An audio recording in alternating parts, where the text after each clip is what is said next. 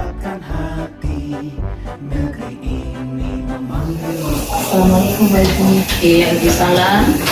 Jadi ini ada beberapa pertanyaan yang akan kami lanjutkan. Berhubungan dengan tugas administrasi kontekstual dalam guru penggerak. Iya. Apakah Ibu sebagai pimpinan atau kepala sekolah pernah mendapatkan permasalahan yang mungkin membuat Ibu mendapatkan dilema dalam membuat keputusan? Bisa diceritakan sedikit? Kalau namanya kepala sekolah ya pasti ada masalah. Kalau dilematisnya dalam membuat keputusan, ya terutama pada saat kenaikan kelas itu atau perumusan, di mana ada banyak siswa yang kadang bermasalah, dan kita mediasi dengan orang tua dan guru. Pada saat kita akan mengambil kesimpulan, kita harus mempertimbangkan perasaan orang tua ketika nanti mendengar tidak urus anaknya atau itu anak sendiri, dan perasaan guru-guru yang bertahan untuk tidak memberi nilai pada siswa, sehingga ya dengan berbagai macam cara pendekatan kita lakukan. Ya, bagaimanapun juga kita harus memperhatikan semua, baik guru maupun orang tua dan siswa itu sendiri. Dari kedua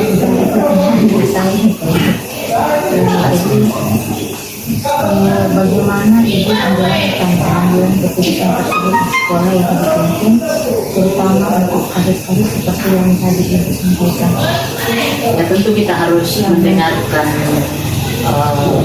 pendapat dari komite sekolah. Jadi kita harus mendengarkan pendapat dari warga sekolah, masukan dari komite, masukan dari dewan guru, masukan dari seluruh prakasek.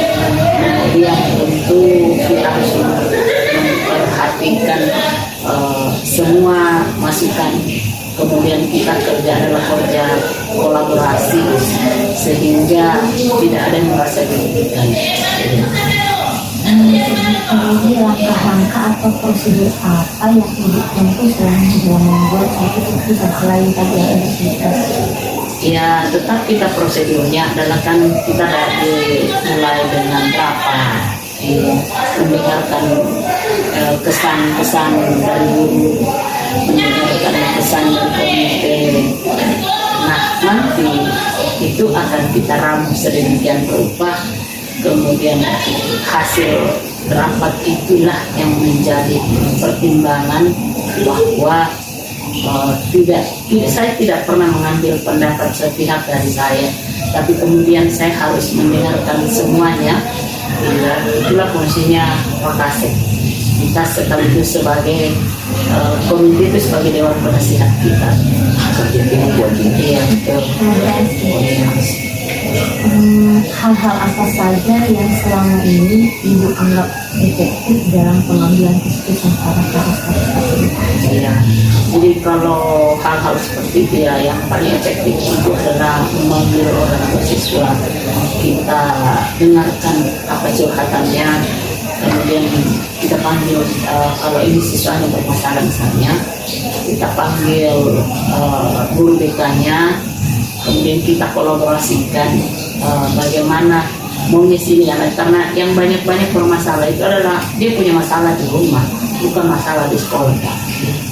Sehingga kita pihak sekolah sebagai orang sebagai tempat ya, wadah untuk mempersatukan mereka, mediasi. Karena banyak kan bermasalah di orang tuanya, semuanya anak broken gitu, masalah besar di rumahnya. Kemudian dia tidak di rumah tinggal, rumahnya begitu Pak, rumahnya dia, rumah temannya, rumah keluarganya, rumah neneknya, iya, atau dia kos. Ketika kita mau panggil untuk minta pendapatnya, maunya dia pakai, itu tidak ada yang mau datang. Itu yang sulit buat kita pihak sekolah.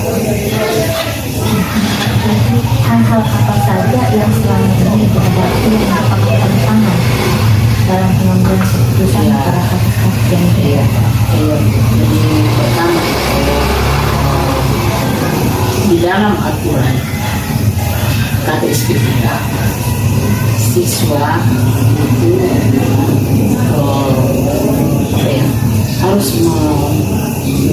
satuan sekolah.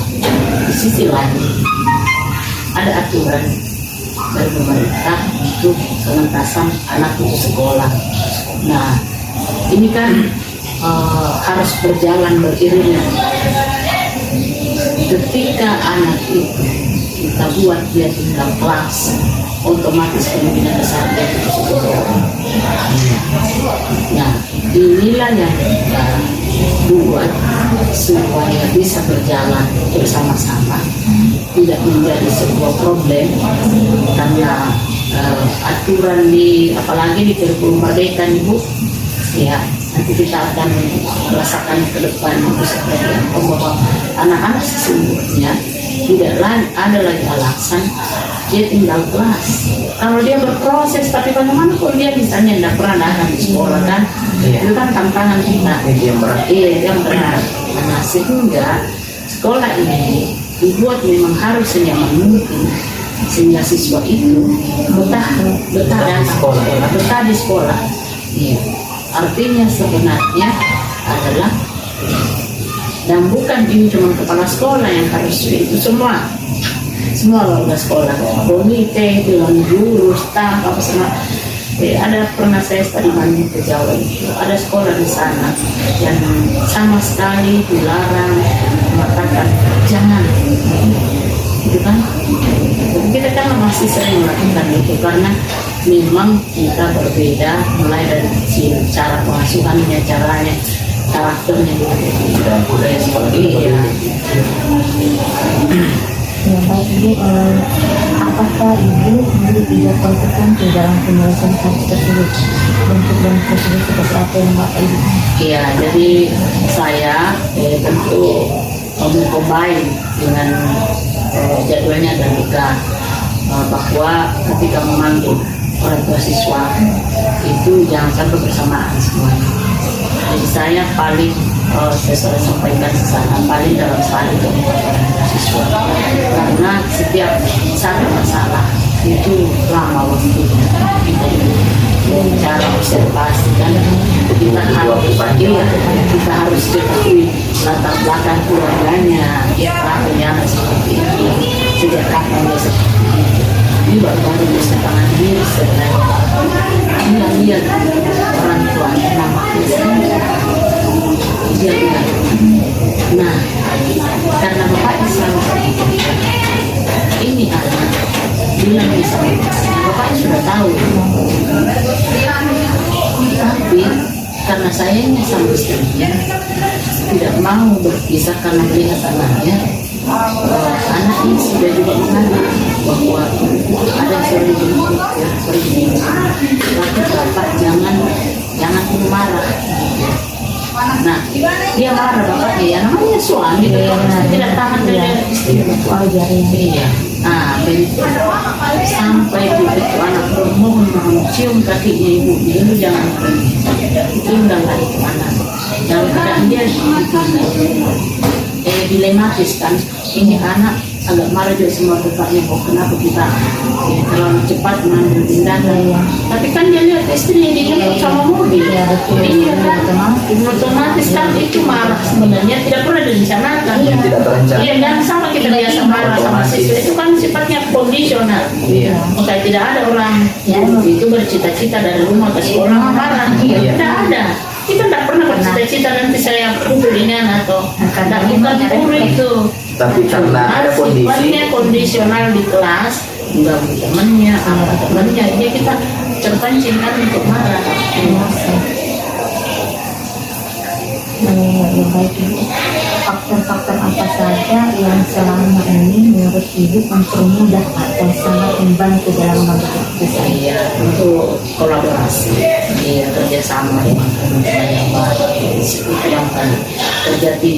Saya di sekolah tidak pernah kerja sendiri, apapun keputusan saya pasti paling kecilnya kalau saya tidak mampu bawa ke rapat dengan guru, saya bawa ke wakasek, saya panggil semua.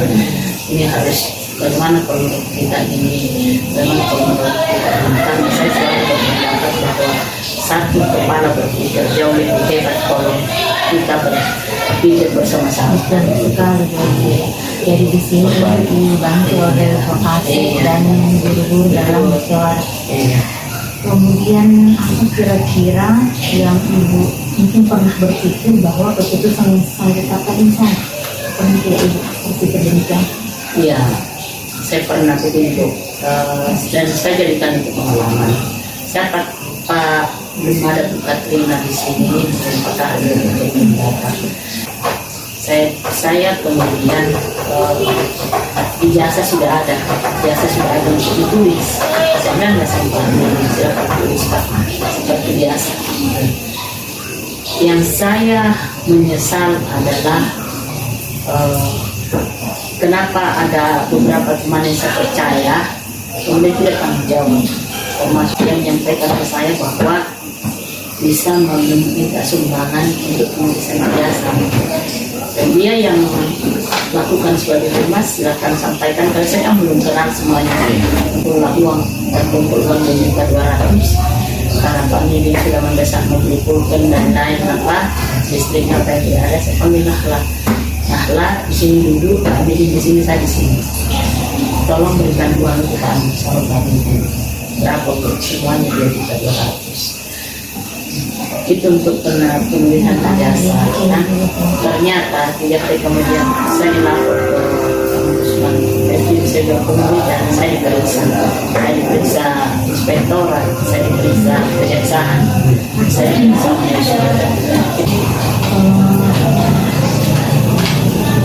apa komitmen selalu menjadi seorang pemimpin dalam bicara tentang komitmen itu ya perjanjian yang tidak tertulis dalam hati. untuk diri sendiri. Saya punya komitmen dan saya punya janji. Selain saya berjanji kepada teman-teman guru, saya berjanji sama Yang Maha Kuasa. Berikan saya kepercayaan ya Allah, berikan saya kemampuan memimpin ini sekolah. Karena ini tempat saya dulu berdosa saya. Kalau misalnya saya lihat dia punya sekolah hancur-hancur tapi saya ingin membangun sekolah itu dan terjawab sudah cita-cita saya bahwa paling tidak saya di komitmen pertama kali itu tidak hadir waktu itu saya menyampaikan di pertama kali saya datang karena untuk ceritanya dulu ya kan. Saya sampaikan bahwa kalau 3 tahun saya pimpin sekolah ini kemudian tidak berubah, ya maka mungkin saya harus evaluasi dulu. Saya harus banyak introspeksi dulu. Kemudian kalau sampai 1 periodenya saya sekolah ini begitu saja, maka mau tidak mau.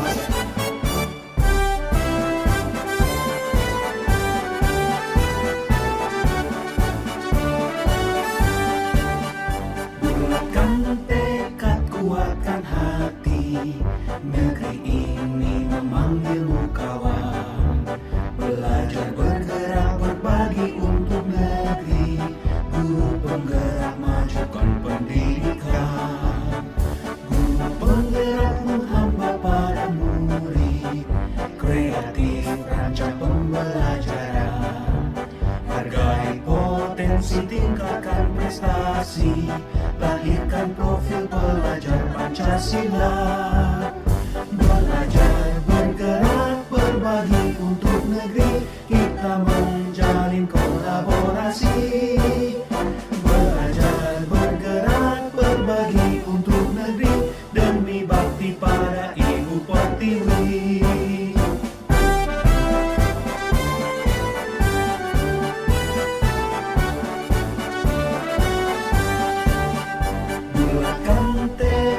Kuatkan hati, negeri ini memanggilmu kawan. Belajar bergerak berbagi untuk negeri.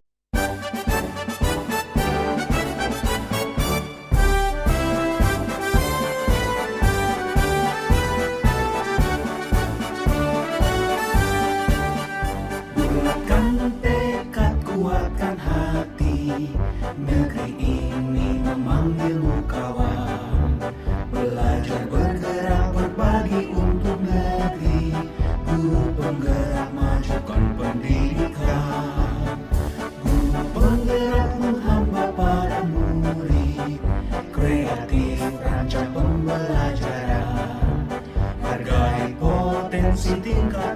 berprestasi, lahirkan profil pelajar Pancasila.